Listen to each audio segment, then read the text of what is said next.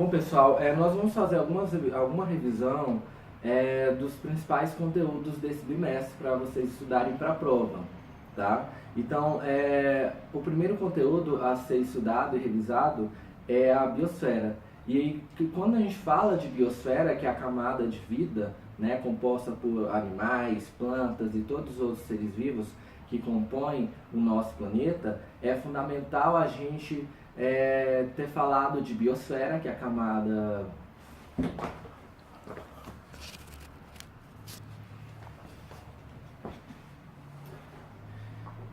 Bom, pessoal, nós vamos fazer algumas revisões sobre os nossos principais conteúdos da prova. O primeiro conteúdo a ser revisado trata-se da biosfera, que é a camada de vida composta por todos os seres vivos, né, plantas, animais e outros micro-organismos que compõem o nosso planeta. E é importante reforçar que a biosfera ela depende das outras camadas também, como a litosfera, que é a camada rochosa, né, a atmosfera, que é a camada gasosa que recobre a Terra, a hidrosfera, que é a camada de água, né, a camada líquida então do nosso planeta, e todas essas camadas elas têm características próprias que elas permitem a vida na Terra, como a gente viu nas demais aulas. Então, quando a gente fala de biosfera, a gente vai focar em biomas terrestres, tá? E o que seria um bioma? Um bioma seriam plantas, animais e outros seres vivos que compartilham características em comum e dividem o mesmo espaço geográfico, tá? Então, como que está distribuído os biomas no planeta? Depende muito da questão da temperatura, da insolação solar, da umidade, da quantidade de chuva, mas também dos solos, né?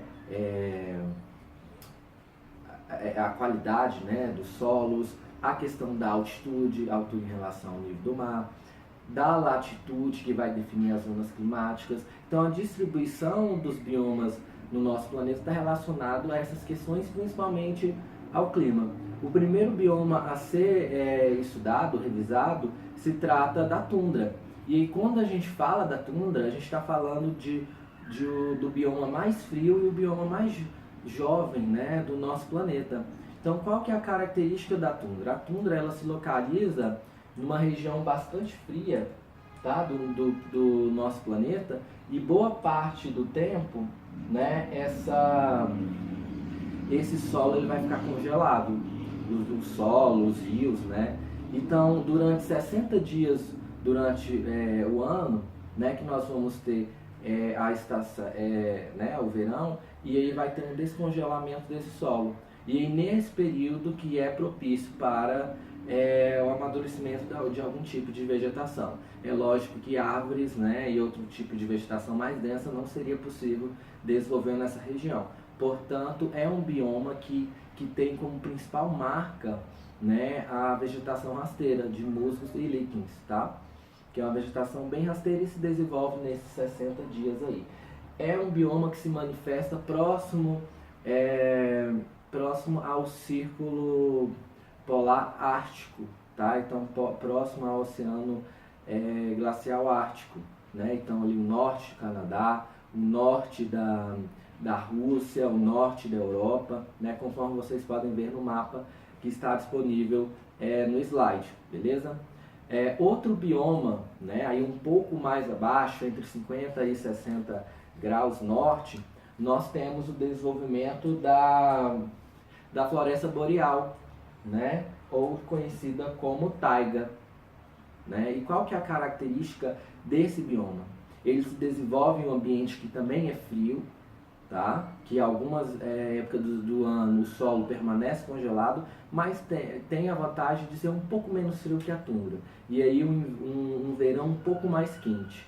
Tá? Então, qual o tipo de vegetação que marca esse tipo aí de bioma? As coníferas, que são aquelas árvores que têm formato de cone. Tá? Um exemplo são os pinheiros, beleza? E é uma floresta homogênea. O que significa? Tem pouca diversidade de plantas. Basta a gente observar, né, pela paisagem, a gente observa que tem a predominância basicamente de pinheiros. Então é uma floresta com pouca diversidade de plantas e também, consequentemente, pouca diversidade de animais, tá? Então se manifesta ali um pouco abaixo do bioma tundra ali no Canadá também, no norte da Europa, Noruega, Finlândia, né?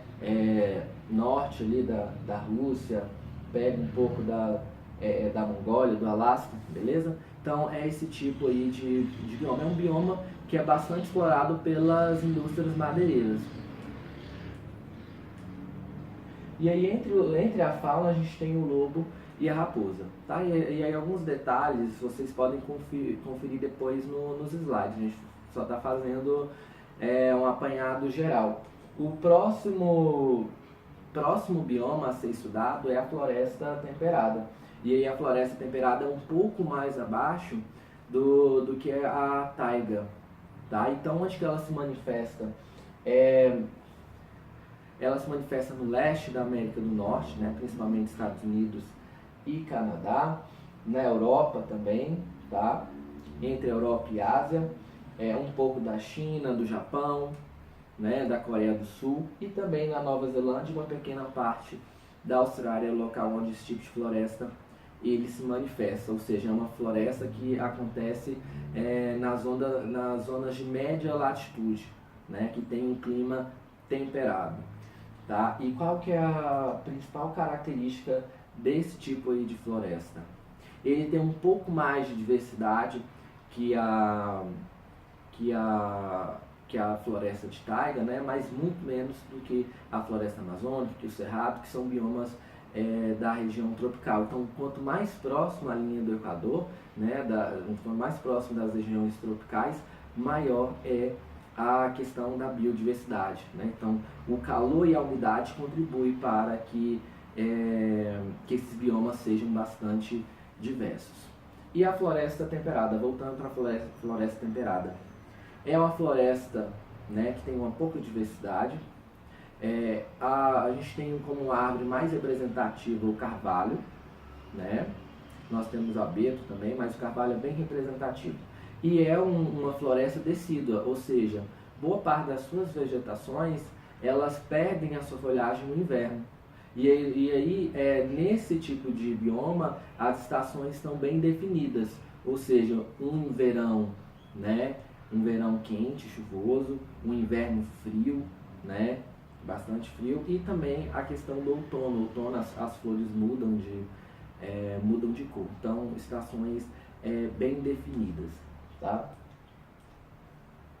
E aí um dos grandes problemas desse bioma que ele se localiza em umas regiões mais desenvolvidas economicamente, que é os Estados Unidos, o Japão, a Europa. Então é um bioma que é altamente devastado, tanto para atividades, para construções de cidades, né, atividades industriais, como também pela agricultura.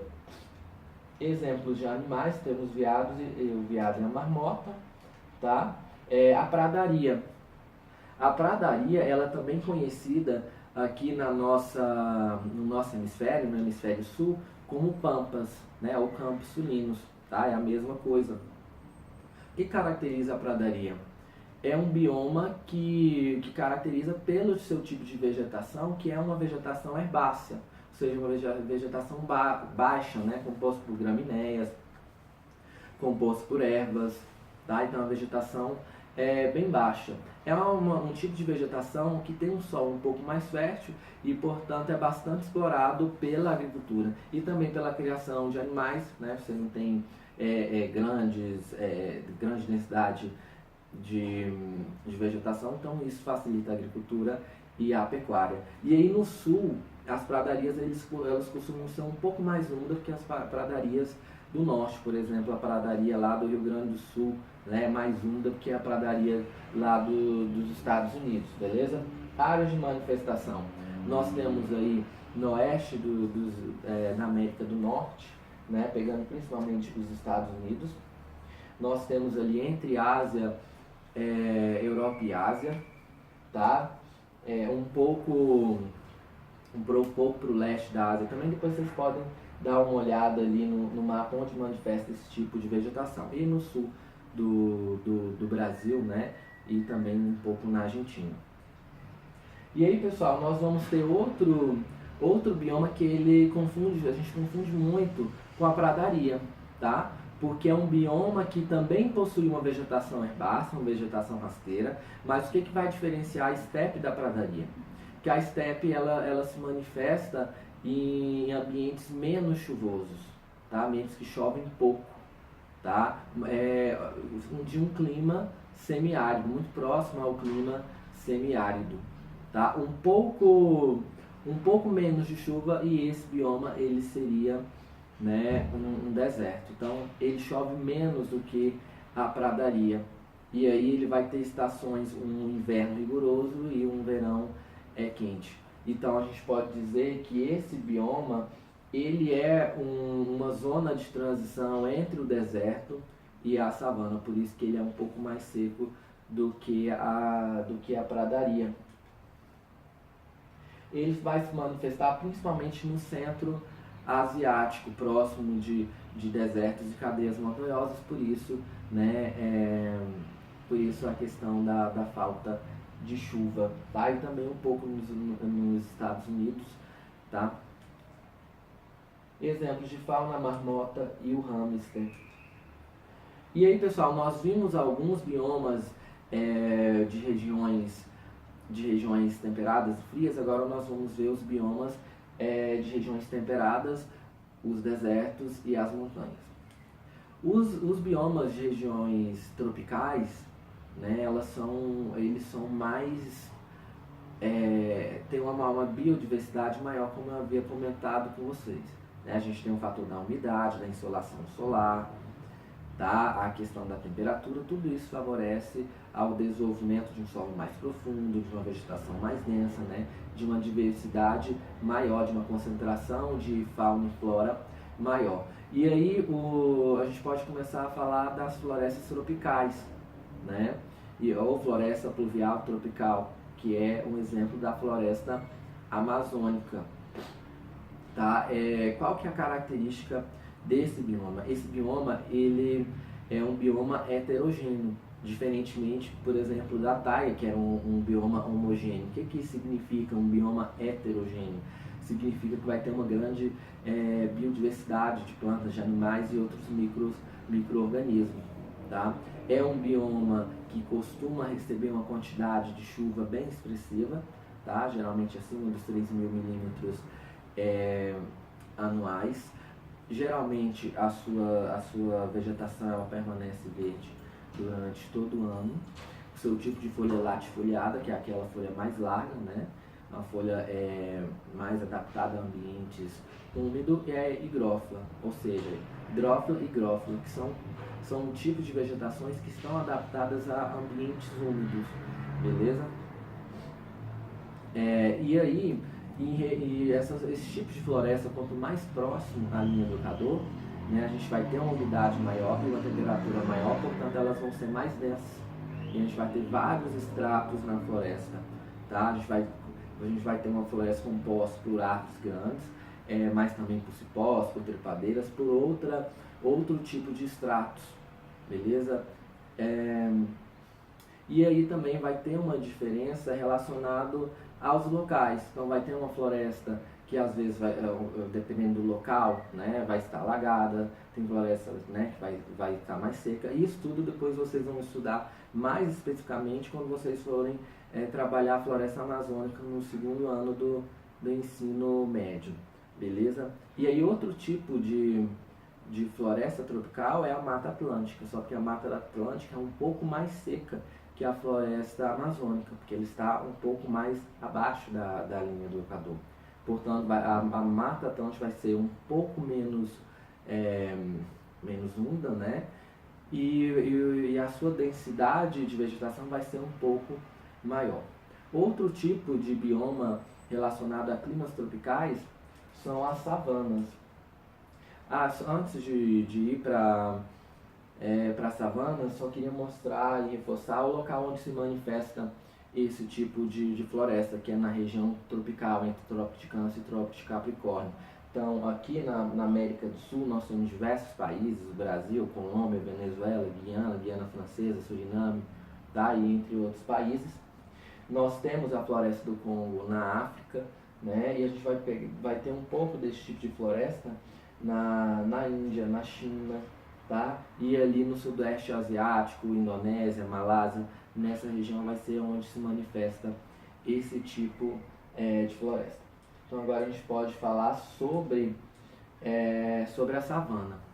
A savana é um bioma típico, né, de regiões tropicais. Então ela vai se manifestar em diversas áreas. Nós temos a mais conhecida, que é a savana africana, mas nós vamos ter outros tipos de savana. Nós vamos ter manifestações das savanas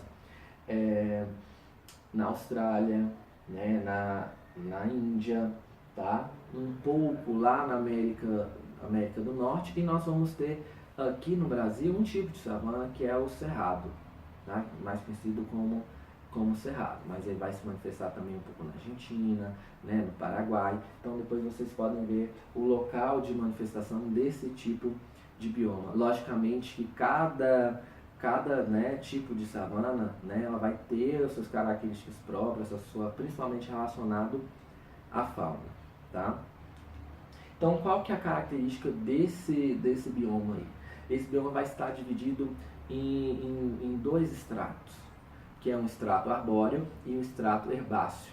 Essas árvores vão ser árvores de pequeno a médio porte, geralmente de 1 a 3 metros, com troncos retorcidos, com uma casca mais grossa e com raízes mais profundas para, na época de seca, elas atingirem o lençol freático. E aí nós vamos ter um estrato herbáceo, vai ser das gramíneas, dos arbustos. Então esses dois estratos básicos aí, o arbóreo e o herbáceo. Sobre a fauna a gente tem uma grande diversidade e isso está relacionado muito ao local onde essa fauna está, né, localizada. Por exemplo, na África nós vamos ter uma fauna relacionada ao bioma savana, de girafas, de leões, né, de hipopótamos, de elefantes, tá? De mamíferos um pouco maior. Aqui na América do Sul nós vamos ter outro tipo de fauna, né, de onça, capivara e entre outros tipos o tamanduá, né, que é bastante representativo do cerrado, tá? E na Austrália igualmente nós vamos ter outro tipo de fauna.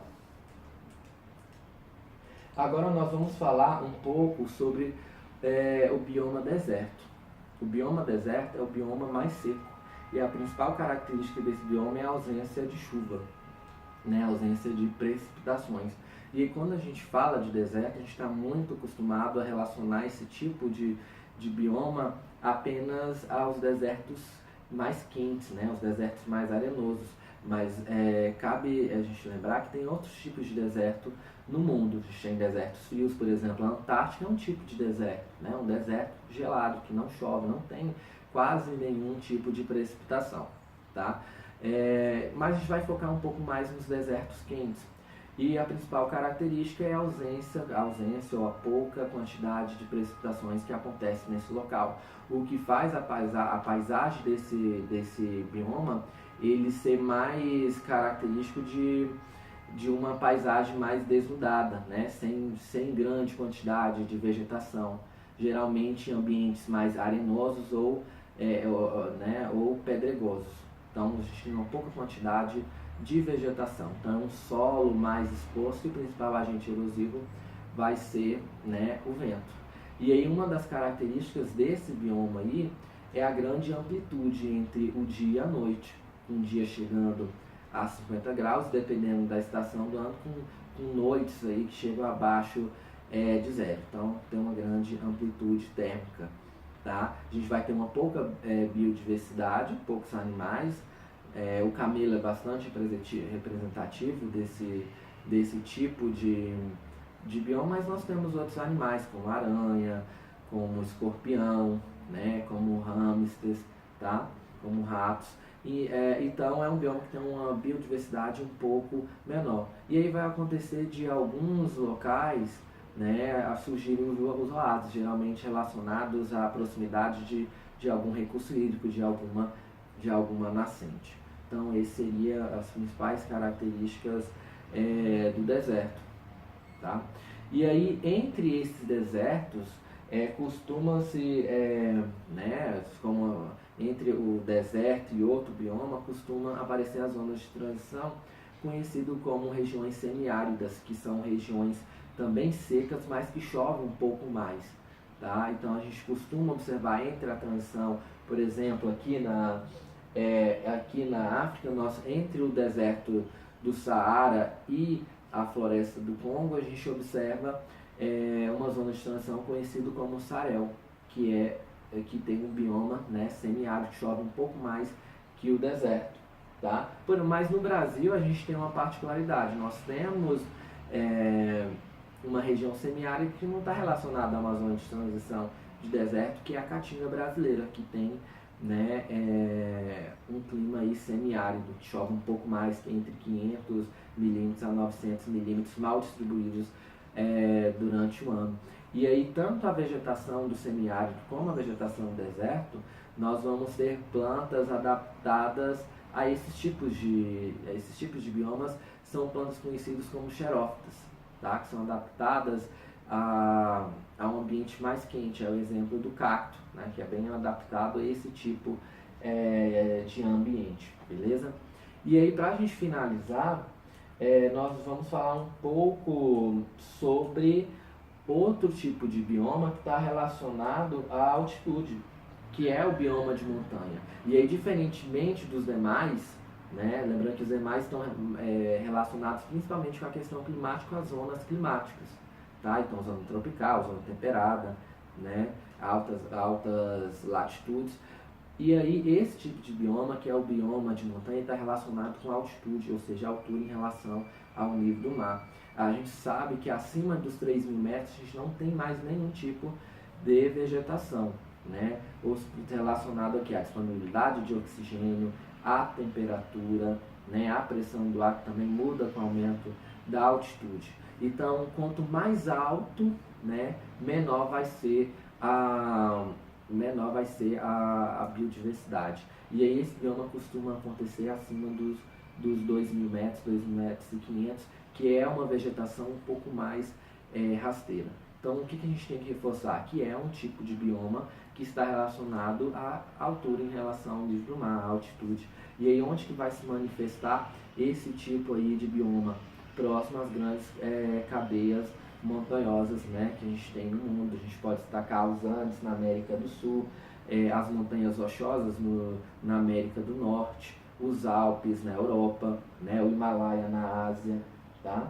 Então, é um tipo de bioma relacionado à altitude. Então, a gente termina aqui. Esses são os principais biomas, né, reforçando a taiga, a tundra, a taiga, a floresta temperada, a pradaria, as estepes, né, a floresta tropical, a savana, os desertos e as montanhas. Então, esses são, de certa forma, os principais biomas a serem estudados, beleza?